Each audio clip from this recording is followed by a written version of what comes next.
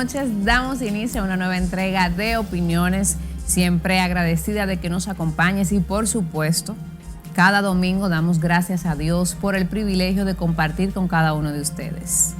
En esta oportunidad conversaremos con el diputado Omar Fernández, diputado por la Fuerza del Pueblo, abogado, hijo del expresidente Leonel Fernández. Abordaremos temas de mucho interés en torno a la actualidad sociopolítica y económica de la República Dominicana.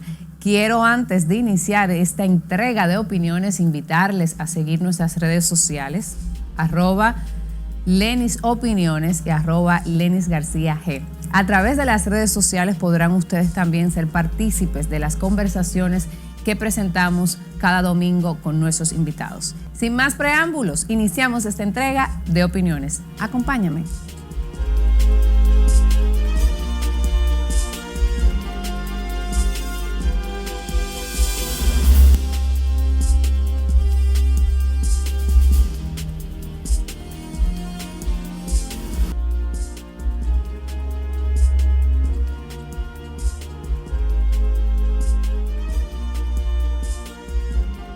Señores, ya está con nosotros Omar Fernández, abogado, diputado por la Fuerza del Pueblo, de hecho, uno de los legisladores más jóvenes de la matrícula actual del Congreso de la República Dominicana. Por fin se dio esta entrevista que teníamos tanto tiempo coordinando. Bienvenido, Omar, a Opiniones. Muchísimas gracias por acompañarnos. Gracias a ti, Lenis, por la invitación. Y sí, finalmente, qué bueno que se da este encuentro. Así que muchísimas gracias. El tiempo de Dios es perfecto. Amén.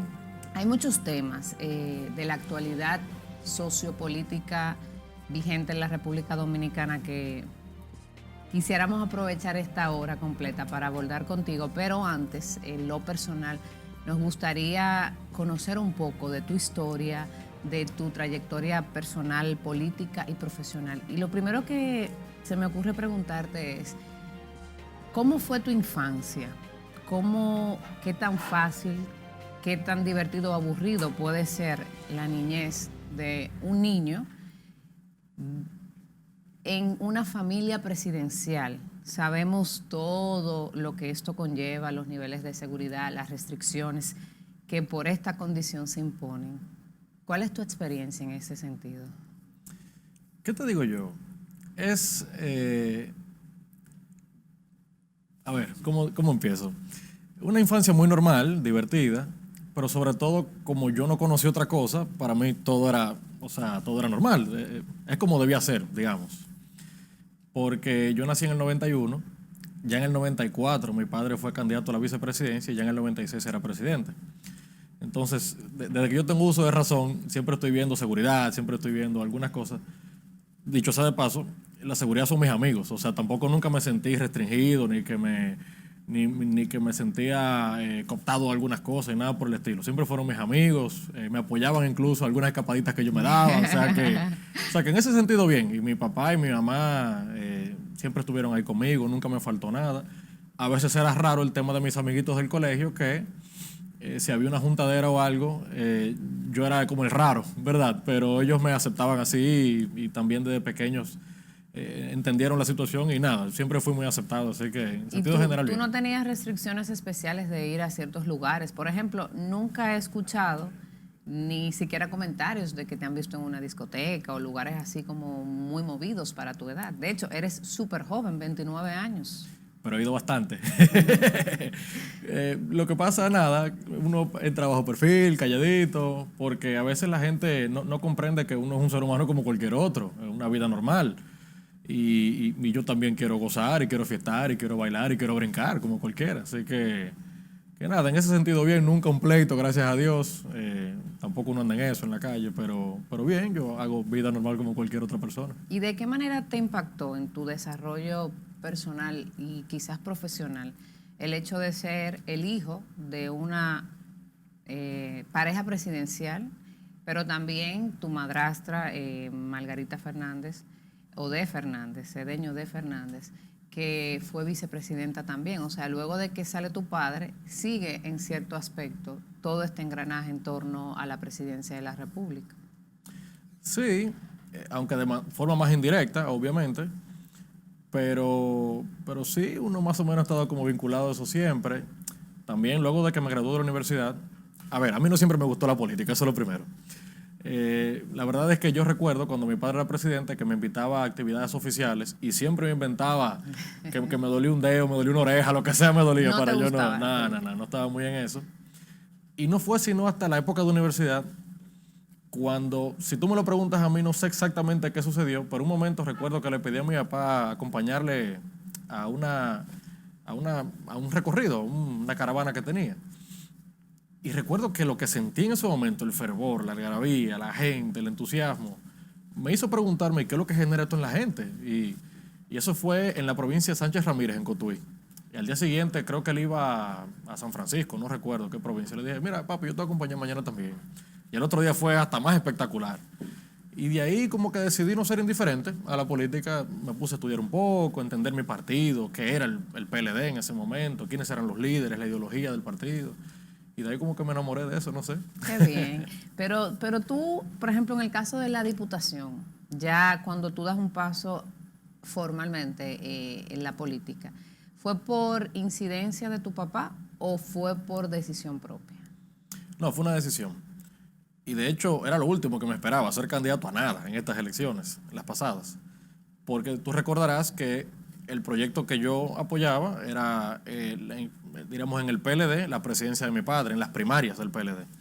Y allí yo lo que estaba era coordinando la juventud a nivel nacional del proyecto de mi padre. Pasan las primarias, sucede lo que todos sabemos, nos vamos del PLD, abrimos la Fuerza del Pueblo y te confieso que yo fui quien propuso un amigo para que fuera el candidato a diputado por esta circunscripción número 1. Yo no me propuse. Y lo digo público, José Gregorio Cabrera. Ah, sí, amigo de los dos. Claro, yo lo propuse para que él fuera candidato. Y bueno, entre discusiones y demás, cuando pensábamos las candidaturas a nivel nacional, porque el partido tiene que dar una buena impresión en su primera oportunidad. Una estrella, José Gregorio. Sí, lo es, claro. Me presentan la oportunidad de ser diputado nacional. Y es bueno explicar lo que es un diputado nacional porque no todo el mundo sabe, no conoce esa figura. De los 190 diputados que hay en total, 178 son electos de manera directa. Usted vota por ellos el día de las elecciones. Sobran 12. De esos 12, 7 son diputados de ultramar. Representan la comunidad dominicana en el extranjero. Y sobran 5 todavía, que son 5 diputados nacionales. Nadie vota por ellos de manera directa.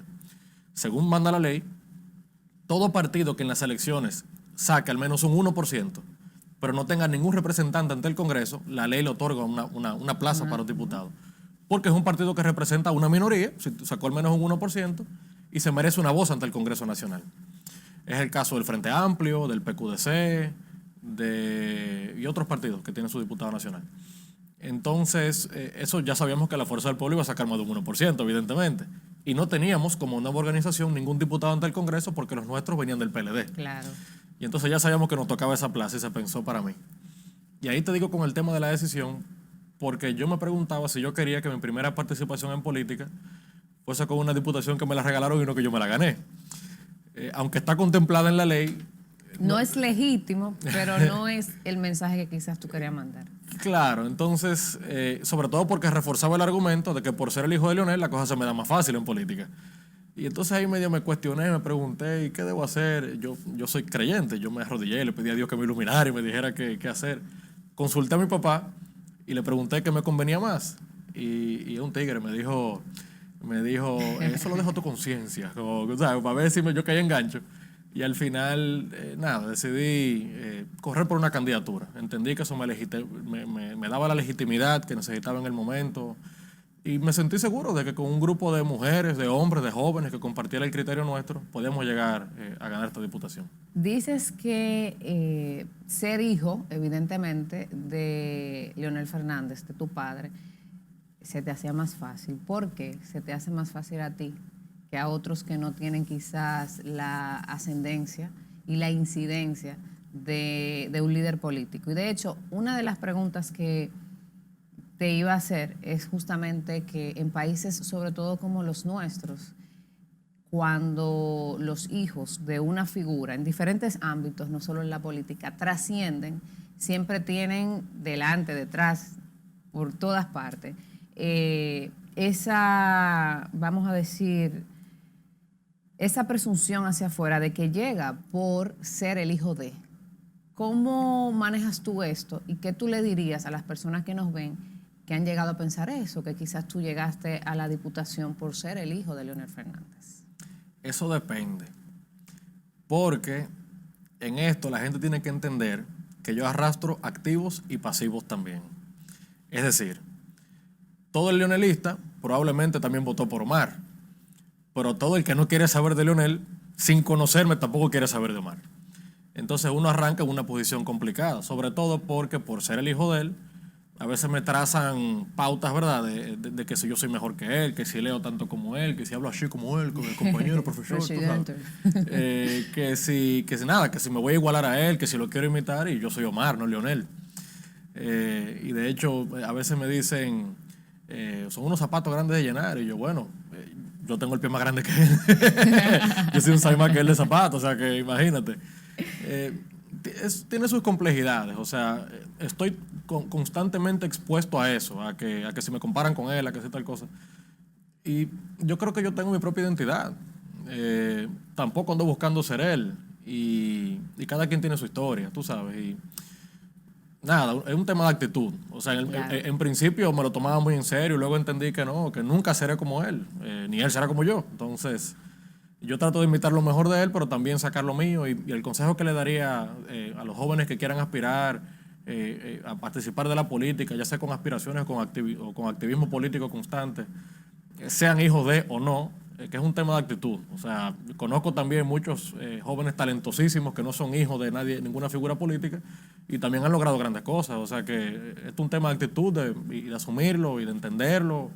Y me pongo a la orden de todo el que quiera también echar hacia adelante un proyecto político del partido que sea, sobre todo para que no meta la pata con algunas cosas que la metí yo en mi campaña. Sí. Claro. Cuéntanos algunas de esas metidas de patas de tu campaña. Bueno, hay mucho tigueraje en la política. Y habían sectores donde yo iba y de repente aparecía el supuesto líder del sector. Y yo estoy contigo, no sé qué cosa, y ven, Omar, y esto, yo te organizo tal cosa. Bueno, vamos arriba, hermano. Yo parto de la buena fe de la gente. Claro, y estás buscando en ese momento sumar, porque claro, estás en campaña. Por supuesto. Y bueno, y entonces armamos actividades y lo apoyo y nos apoyamos mutuamente en principio. Y de repente yo a la semana veía una foto de otro candidato que aspiraba a lo mismo que yo con el fulano también. Con la misma, claro, el mismo líder. Es lo mismo. Y entonces, claro, eso bueno, como es que el sol sale para todo, dirá. Bueno, imagínate. Un líder que admires, ¿y por qué? ¿Dominicano o...? Un líder. Te diría Barack Obama. Obama, aunque no en todo coincidimos, en algunas cosas un poquito más liberal para mi gusto, pero es un tipo que comunica bien, un tipo que supo entender a su pueblo.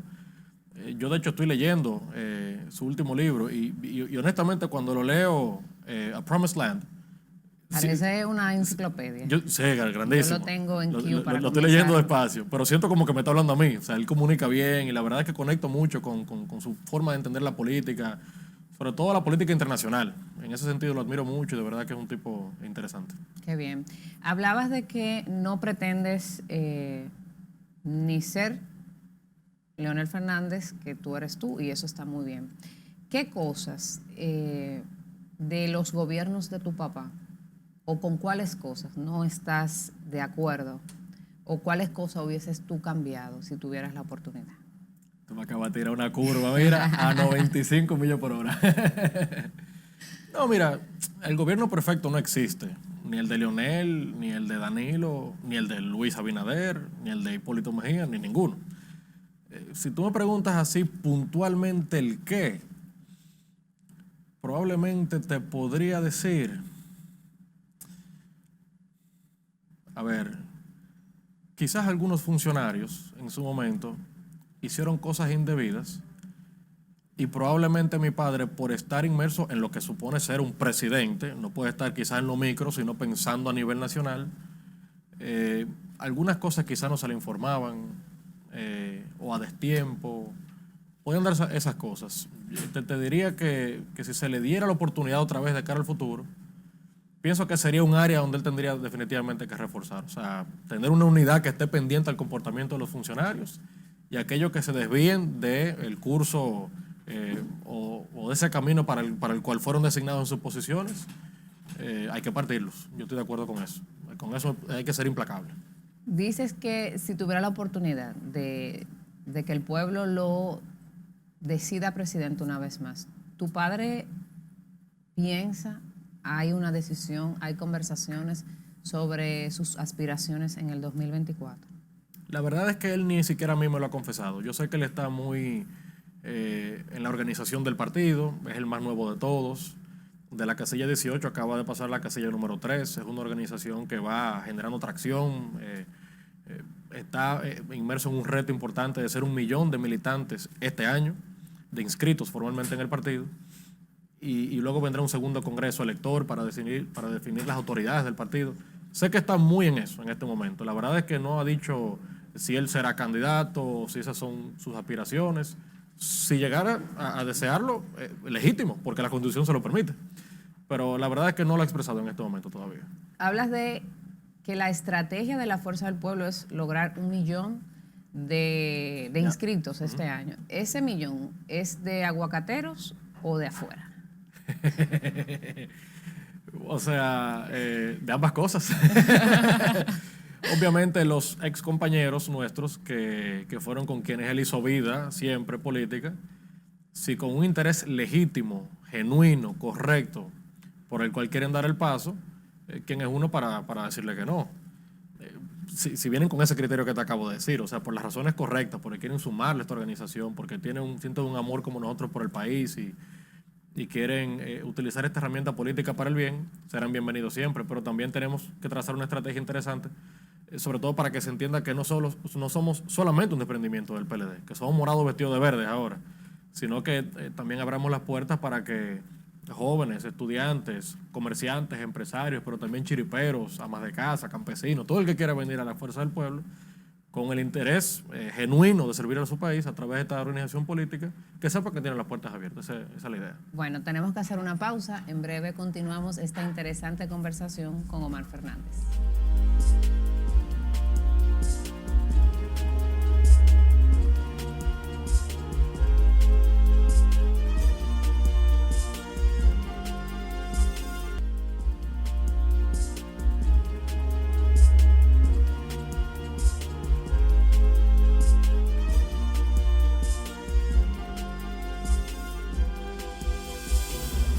Gracias por continuar en Opiniones. Conversamos con Omar Fernández, diputado al Congreso por la Fuerza del Pueblo. Omar, cuéntanos de tu experiencia en el Congreso Nacional. ¿Era más de lo que visualizabas desde afuera o menos? Definitivamente más. Te confieso que la impresión que yo tenía en lo particular de la función del diputado, claro, yo me leí la Constitución, obviamente, y conozco las funciones. Sí, pero no es lo mismo la teoría que la práctica. Claro, también debo decirte que me apena mucho que la sociedad tenga una idea tan errada de lo que es un diputado.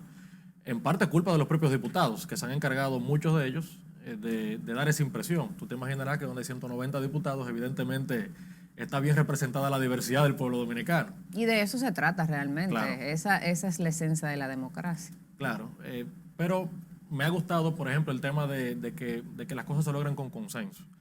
Allí ningún proyecto, ninguna resolución, nada se da si no es con el apoyo de otras bancadas.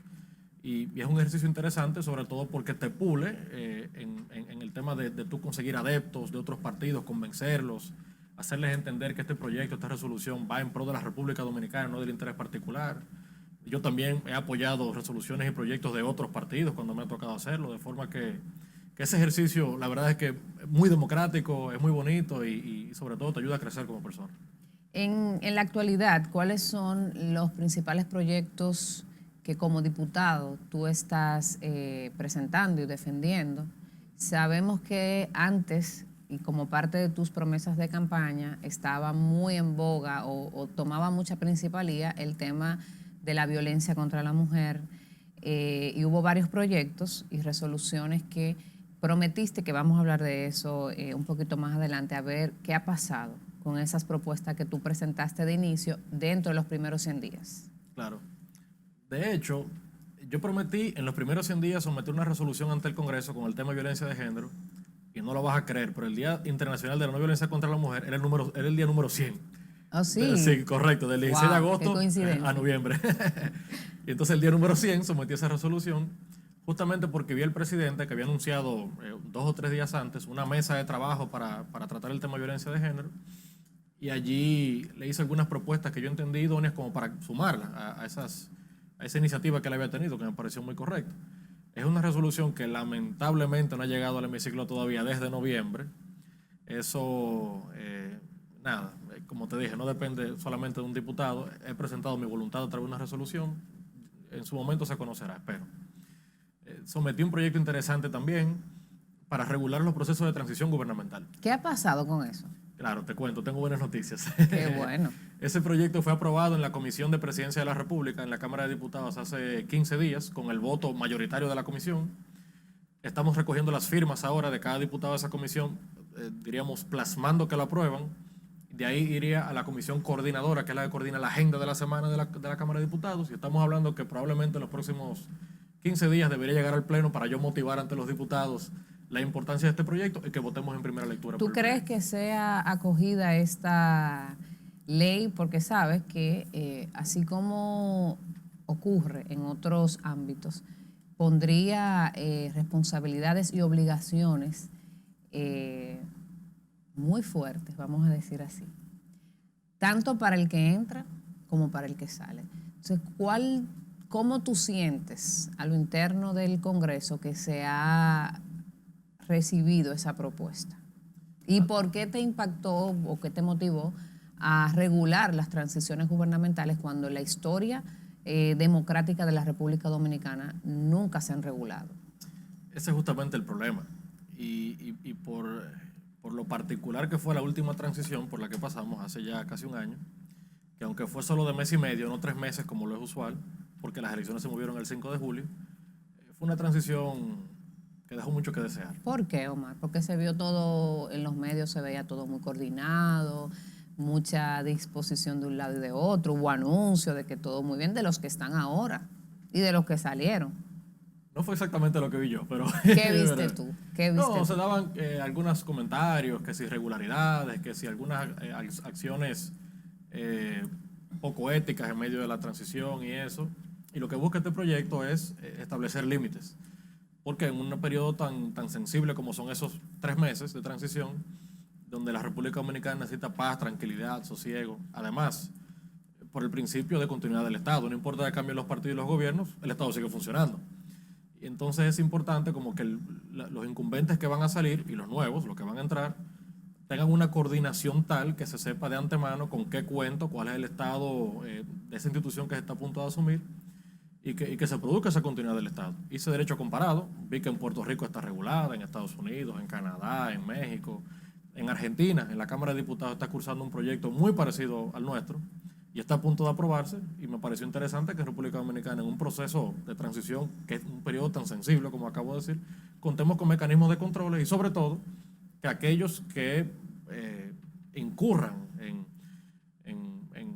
destrucción o mutilación de información, que entreguen una información que no se corresponde con la verdad, unos discos duros. Claro, sean unos discos duros que no aparecen, bueno, sean reos de perjurio y tengan, según el Código Penal, que también es un tema interesante, que se está debatiendo en estos días, con las nuevas tipificaciones, bueno, porque sea reo de perjurio y que sea castigado según lo que manda el Código Penal. Hablando de Código Penal, y aprovecho que lo incluyes, ha generado muchas polémicas la aprobación en primera lectura de lo que sería, ¿no?, el nuevo Código Penal, sobre todo por 2 aspectos puntuales: las causales, que fueron excluidas en su mayoría, y por el otro, que se consideró muy baja la sanción para el delito de corrupción. ¿Cuál es tu parecer sobre esa propuesta que fue aprobada? Porque te vimos días antes defendiendo y motivando a que se aprobara el Código Penal. ¿Hay posibilidad de que en el transcurso que tiene que recoger todavía y recorrer este proyecto haya cambios sobre estos 2 tipos penales en específico? Bueno, te cuento. La Comisión de Justicia, que está compuesta por 15 diputados, yo soy uno de ellos, hemos decidido, De hecho, el presidente de la comisión estuvo aquí la semana pasada. Alexis Jiménez. Así es. Coge mucho fuego en estos días. Pero mi amigo, tipo serio. Sí, sí. ¿Qué te digo? Hemos decidido como comisión en los próximos 15 días rendir informe. Rendir un informe es ya avisarle a la Cámara, al Pleno, que hemos logrado un consenso sobre lo que sería este Código Penal para la segunda lectura. Lo que pasó fue que para la primera lectura había algunas modificaciones que habían sometido otros diputados que decidimos como cuerpo hacerlo en esta etapa, en estos 15 días entre una cosa y otra. Estaremos consensuando con cada diputado su propuesta, veremos como comisión qué conviene, qué no, si va con la Constitución o no. Y estamos perfectamente abiertos a cualquier cambio que ayude a enriquecer el Código Penal. ¿Pero tú crees que se puedan incluir otras causales? No, en eso no hay consenso. De hecho, ya el informe disidente de 2 diputados de la comisión fue leído, no fue votado por la mayoría. La mayoría sí votó por el informe principal de la comisión que excluía las causales, salvo una, cuando la vida de la madre corre peligro. Y en el tema de la corrupción también ha habido una mala información y se ha comunicado mal. La verdad es que la corrupción como tal es un término muy amplio, muy general. Cuando acusan a alguien de corrupción hay que tipificar en qué tipo de corrupción incurrió. Lo que hemos logrado con este Código Penal, o la intención era, que de entrada usted tiene seguro, sí o sí, de 2 a 3 años de prisión. Luego, probando cuáles tipos penales usted incurrió, se le va sumando con el cúmulo de penas que también viene en el Código Penal, la cantidad de años que le corresponde. O sea, usted seguro tiene 2 a 3, no puede zafarse de eso. Y luego, si es enriquecimiento ilícito, si es malversación de fondos, si es tráfico de influencia, si es sobrevaluación ilegal de obras, cada una tiene de 4 a 10 años. Como te va sumando 4, 4, 4 o 10, 10, 10, de repente el corrupto puede tener 20, 30, 40, 50 años de cárcel. No 2 a 3 como ha querido entender la gente. Entonces ahí eso no se explicó bien. Esa es la intención del código. Pero de todos modos en esta etapa estaremos trabajando para no dejar ningún margen a interpretaciones y que quede realmente claro y sobre todo con una vista pública que vamos a celebrar. Es importante que la gente lo sepa. ¿Quiénes están convocados a esa vista pública? El pueblo, la ciudadanía, que vaya todo el que desee hacer algún aporte al código. Estaremos escuchando a los 15 miembros allí y dispuestos a colaborar y a enriquecer el código para que salga el código más cerca a lo perfecto, más cerca a lo que anhela el pueblo dominicano. ¿Y cómo van ustedes a controlar la cantidad de gente que pueda, por ejemplo, llegar a esas vistas públicas? Por eso insisto en quiénes están convocados. Por ejemplo, vamos a suponer que sectores, las personas que están haciendo la vigilia por las 3 causales, que vayan todos allí. O sea, y más en tiempos de COVID, ¿cómo controlan esta parte? ¿Cuáles mecanismos se van a establecer para hacer filtros? Claro, el Congreso tiene protocolos. En principio me parece que será en la Asamblea que lo vamos a recibir. La Asamblea tiene un límite de asientos y sobre todo con el tema de la distancia, un asiento sí, uno no, estará limitado. Pero aún así lo hemos hecho abierto para que vaya todo el que esté interesado en el Código Penal, que vaya y haga su propuesta. Hablábamos sobre la corrupción en el Código Penal y ahora vamos a hablar de la corrupción en lo que estamos viendo en la República Dominicana. El pasado miércoles, las declaraciones de uno de los imputados en la Operación Coral estremeció al país. O sea, el jueves amanecimos todos impactados con tantas informaciones que esta persona puso a la luz pública. ¿Cuál es tu parecer? ¿Qué piensa Omar Fernández sobre estos procesos judiciales que se están llevando a cabo? Ya van 3 casos en particular, ¿no?, para sancionar y combatir los delitos de corrupción en la República Dominicana. La pena es que no contamos con el Código Penal al día de hoy para combatir esa red de corrupción que ha quedado evidenciada, en este caso Coral. Es una pena que no contemos con ese código para esa fecha, pero al menos se han identificado personas que incurrían en esas actividades. Ciertamente yo también vi a ese imputado que allí hizo una delación estelar donde dijo cualquier cantidad de cosas, ¿verdad? Y aparentemente tiene cómo probarlo. Eso me preocupa mucho por la degradación en el ejercicio político a lo que hemos llegado. La corrupción siempre ha existido, siempre, en todos los gobiernos del mundo.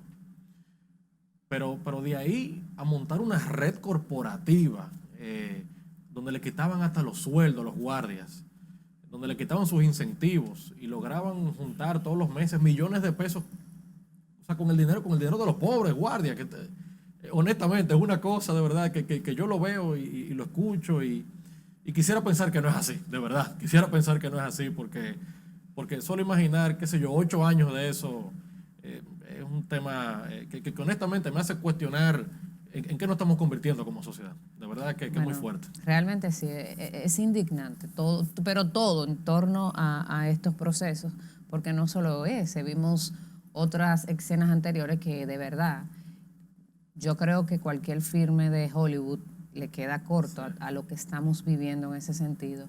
Y hablabas, Omar, de 8 años, pero el PLD gobernó cerca de 20, ¿no? 20 años. 16 consecutivos, Exacto, pero 20 en 20 total. años.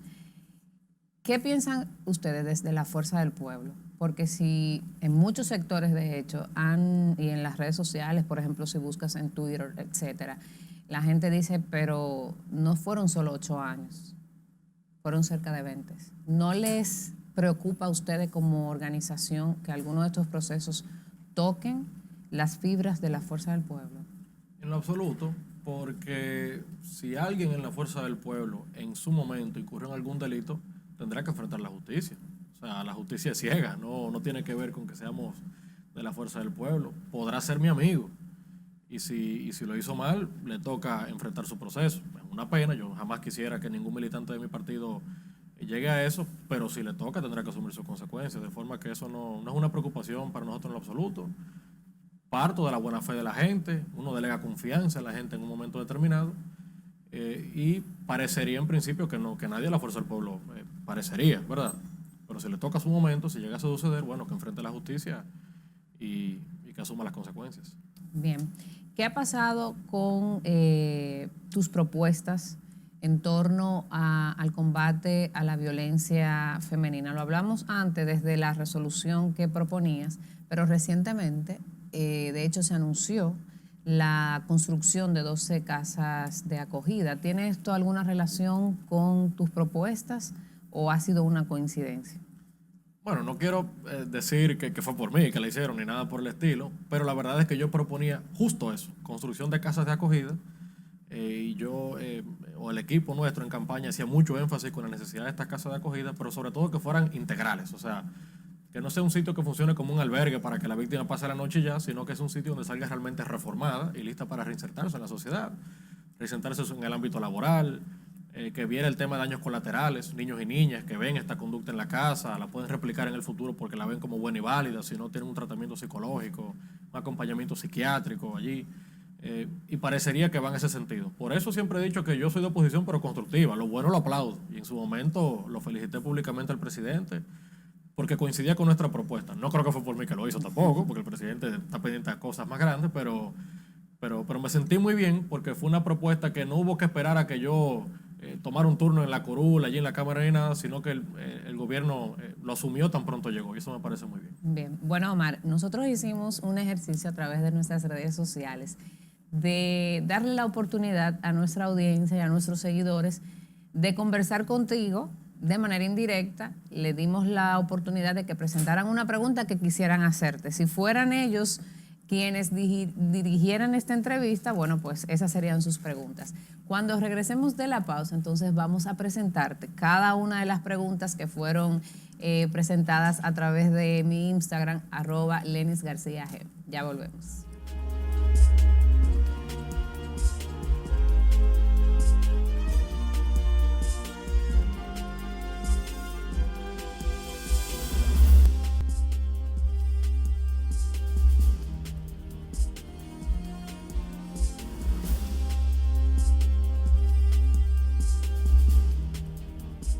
Continuamos esta dinámica conversación con Omar Fernández.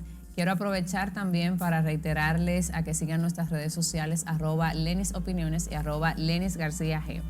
Bueno, justo antes de la pausa hablábamos de que te vamos a presentar las preguntas que nuestra audiencia, tanto de las redes sociales como de opiniones, tiene para Omar Fernández. Yo la voy a presentar en pantalla, tú mismo las lees y te da las respuestas ahí. Las redes sociales son muy democráticas, eso es lo bueno. Y yo supongo que ya tuviste alguna de las preguntas. Iniciamos.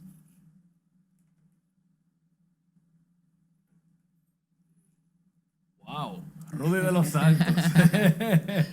Un abrazo para Rudy y Claro, desearle ese que siga es recuperándose de mi su hermano. Estoy muy situación de contento. salud. Estoy Yo muy contento también. que lo veo mejor, lo veo bien Sí, activo, más animado, más activo. como siempre. Ese es un fan número 0.0.1 para ti. Bueno, soy mi hermano, soy mi amigo. Sí. Él pregunta que qué se siente ser el diputado Más admirado. más admirado. Eso alentador, me pone nervioso también, porque siento que tengo que estar a la altura de las expectativas y por un lado me hace sentir bien porque siento que lo poco que se ha logrado en estos 8 meses va logrando algunas cosas, pero también me dice que los próximos 3 años tengo como que seguir en la misma dirección o hasta mejorar. Siempre hay espacio para mejorar, nada es perfecto y nada, eso me pone un poquito nervioso.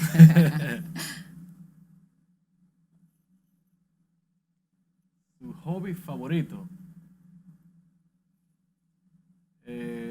La playa, la montaña, montar a caballos, no sé, un poco de todo. Bueno, yo veo que tocas guitarra, Tocar el piano. tocas ¿Cómo se me piano. fue eso? O sea que tú eres, Sí, tú eres sí, muy, muy versátil.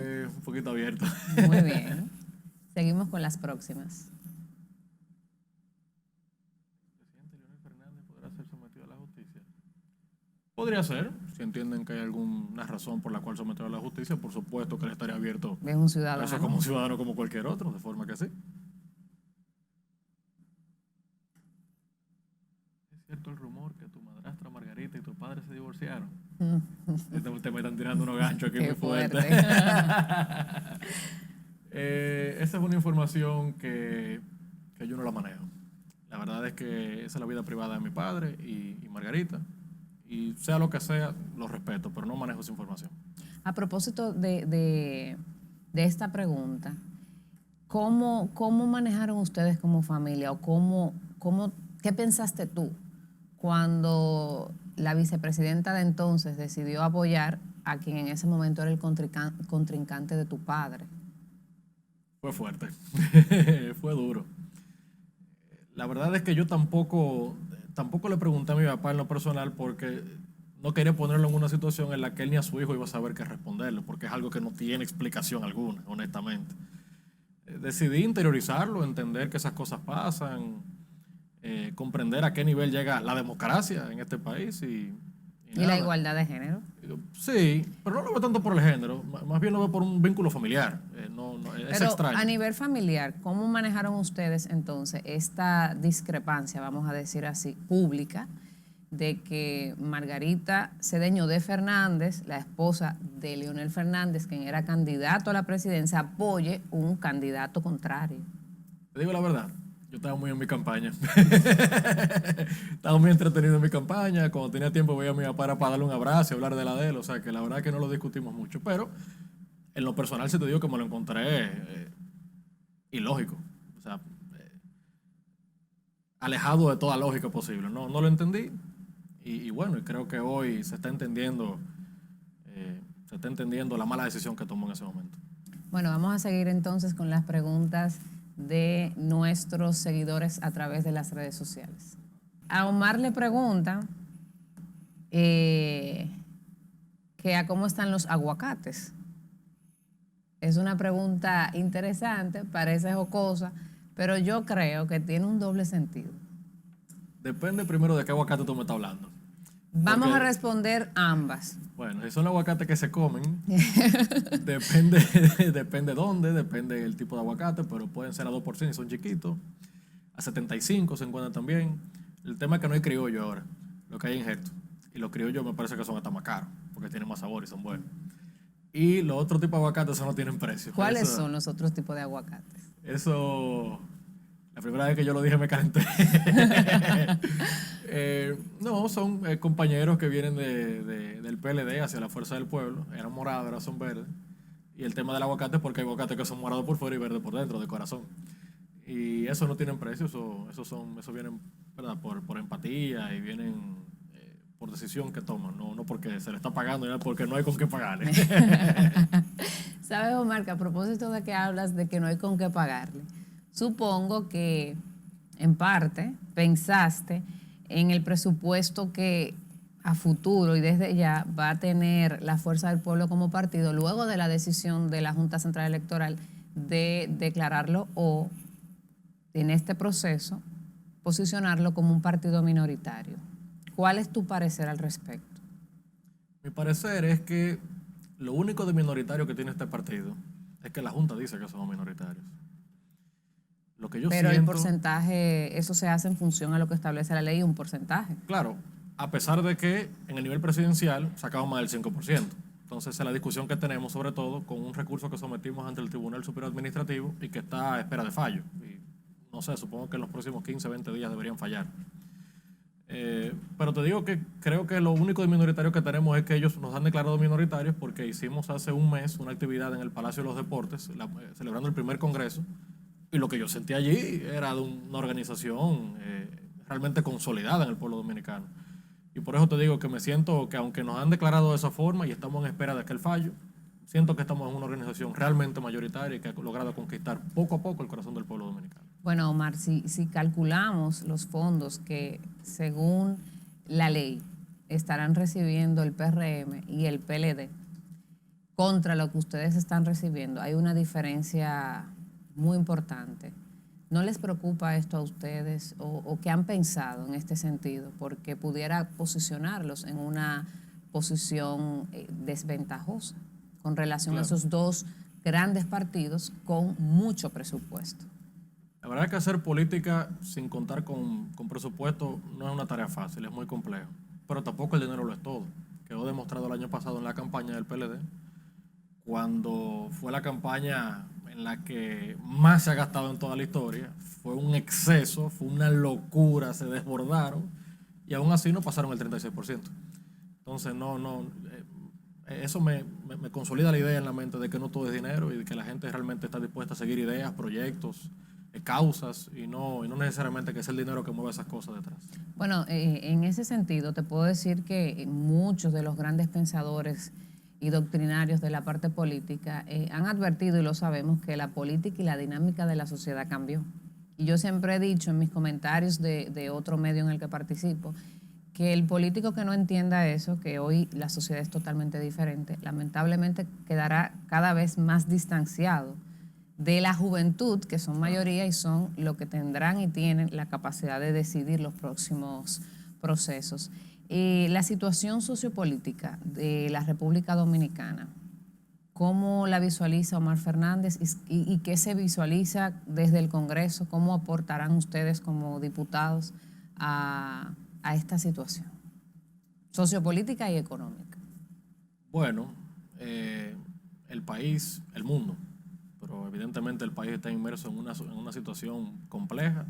Empezamos a ver la luz al final del túnel con la parte sanitaria. Apenas iniciamos la crisis económica. Se está hablando de una posible reforma fiscal. Para mí, totalmente extemporánea. Hablar de reforma fiscal en medio de esta crisis que estamos viviendo, crisis social, crisis sanitaria, donde hay un desempleo importante, un nivel de desempleo importante en República Dominicana. Acabamos de ver el ejemplo de Colombia. Colombia ha trazado diríamos, la carta de ruta, trazaron las pautas. Claro. El presidente está en una situación tal, el presidente Duque de Colombia, que tuvo que retirar la reforma, le pidió al ministro de Hacienda que renunciara y ni así la gente está conforme. Entonces creo que no necesitamos un estallido social en República Dominicana. Si bien es cierto que el presidente necesita una reforma porque necesita recursos para poder gobernar y paliar esta crisis, no menos cierto es que no creo que este es el momento indicado para someter algo así.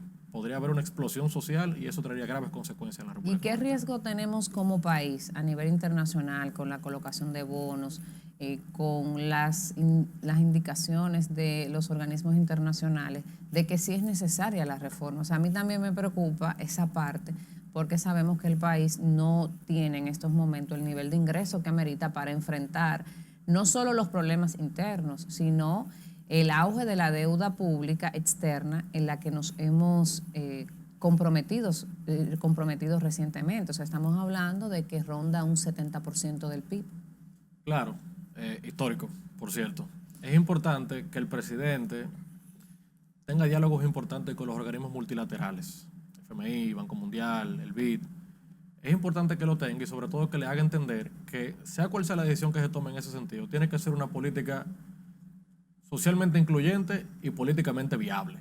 O sea, Claro. si le proponen embarcarse en una reforma drástica en este momento, van a lograr que el presidente se le complique tanto que quizás entre en una fase de ingobernabilidad. Y no queremos eso. Mire, yo soy de oposición y yo no apuesto que el presidente le vaya mal. Jamás. O sea, yo quiero que este país eche para adelante en medio de esta crisis. Por eso es importante para mí como que se dé ese diálogo, incluso entre países de la región, no solo República Dominicana, para que gane más fuerza, que se busque aliados en Centroamérica, en Sudamérica, y ahí le hagan una propuesta en conjunto, ¿verdad? Como región. Quizás abrir la posibilidad de que se arme un fondo de solidaridad parecido al que está en la Unión Europea, donde los países tengan acceso, países de renta media como República Dominicana tengan acceso a fondos y puedan ayudar a paliar la crisis. Pero sometiendo una reforma en este momento no creo que sea la mejor idea. Bueno, de hecho, muchos expertos, dentro de los cuales, por ejemplo, bueno, tu padre también ha sido abanderado de esa corriente de que como a una crisis generada a nivel externo, tú no le puedes buscar una solución interna. Claro. Eso es uno de los capítulos importantes. Las economías emergentes como las nuestras, de la región, de América Latina, el Caribe, etcétera.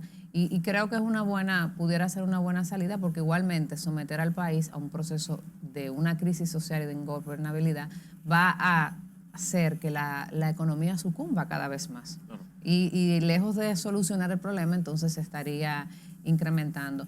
Omar, ¿cómo tú te visualizas en los próximos 10 años? ¿Cuáles son los próximos pasos que desde ya tú vas pensando y vas soñando? Porque la vida se trata de eso. La verdad, Lenis, uno propone y Dios dispone. Amén. Si algo yo le critico a algunos políticos es que descuidan lo que tienen por estar pensando en lo que viene. Yo solo tengo 8 meses siendo diputado. Yo estoy concentrado en 29 años. Y 29 añitos, ni siquiera 30 llego. No hay prisa.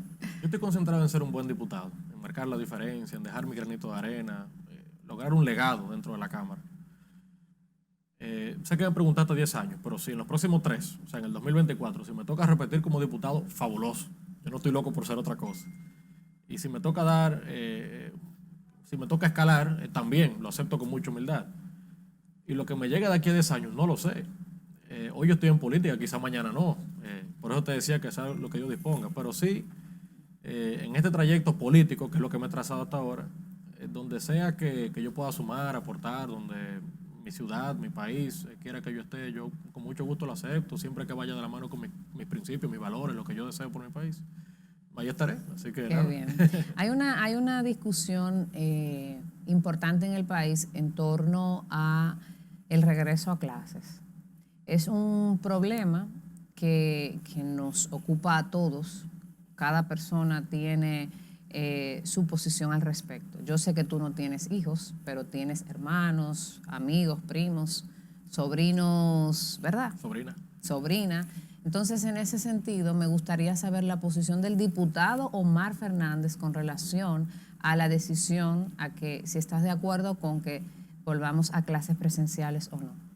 Sí, estoy muy de acuerdo con que volvamos a clases presenciales. De hecho, en febrero le envié una comunicación al ministro Roberto Fulcar desde la oficina legislativa solicitándole información sobre cómo sería la reapertura gradual y voluntaria a los colegios. Digo voluntario porque tampoco usted puede obligar a nadie si con esta crisis no se siente seguro de volver al tema presencial. Le envié esa comunicación y debo reconocer que él me respondió. Sí, ¿y cuál fue la respuesta del ministro? Me respondió satisfactoriamente las preguntas que le hacía allí de cómo sería todo el protocolo de la reapertura de las escuelas, que se contaba con un protocolo de sanidad, de higiene, esas cosas. Me lo respondió todo y me envió incluso un manual bien extenso con el protocolo que iba a contener eso. Lo que lamenté era que no había una fecha. Eso fue lo único que no lamenté, que no me pasó una fecha. No hubo un compromiso. Entonces eso tampoco generó certidumbre. Si bien me respondió lo que yo quería saber, nunca me dijo cuándo iba a ser esa reapertura. Cada día más se demuestra que queda evidenciada la necesidad de que se abran las escuelas. Así lo pide la comunidad educativa, así lo piden los padres, así lo piden los niños, los jóvenes que quieren volver al colegio y a las escuelas. Sé que se está haciendo por provincias, por municipios. No puedo decir tampoco que su plan de reapertura es totalmente malo, porque sé que lo hacen conforme a como ellos ven que van bajando los índices de positividad. Claro, de positividad y contagio. Pero si ya abrieron los bares, los restaurantes, si ya abrieron los supermercados, si todo está abierto, no entiendo por qué en la escuela no. Y me apena decir que, aunque no tengo números, me luce que este año fue un desastre en términos educativos. O sea, no he visto indicadores, pero no creo que nos fue bien como país con esa modalidad a través de la radio y a través de la televisión. Estoy seguro que ¿Sabes cómo tú puedes tener esa información? ¿Cómo? Tú tienes unas redes sociales que son muy dinámicas. Los padres te podemos dar esa respuesta. No tienes que contratar un experto en marketing o una encuesta. O una firma encuestadora reconocida. A veces los estudios de campo directo te dan una realidad más en sintonía con el sentir de la gente. Y a los propios niños tú les preguntas y a la mayoría no le gusta, no se sienten cómodos con esta dinámica. Sabemos, ¿verdad?, que eso era o era eso o perder el año escolar. Pero ciertamente hay que ir buscando alternativas para lograr un regreso a clase seguro. Yo considero ya en agosto una apertura total pudiera manejarse, pero desde ya hacer algunos pilotos de ensayo para que ya estemos listos en agosto y no comenzar nuevamente con otro año escolar prácticamente irregular, vamos a decir así, distorsionado, porque también los niños están muy afectados emocionalmente con todo esto. En torno a la misma crisis del COVID, sabemos que los próximos días, creo que el 16 de mayo, si mal no recuerdo, vence el estado de emergencia que actualmente tiene aprobado y las medidas colaterales. ¿Qué se ha hablado en torno a esto a nivel de Congreso? ¿Y si estarían ustedes como Fuerza del Pueblo en la disposición de apoyar un nuevo estado de emergencia para continuar con el manejo de la crisis del COVID? Esa es una decisión que como bancada no hemos tomado todavía.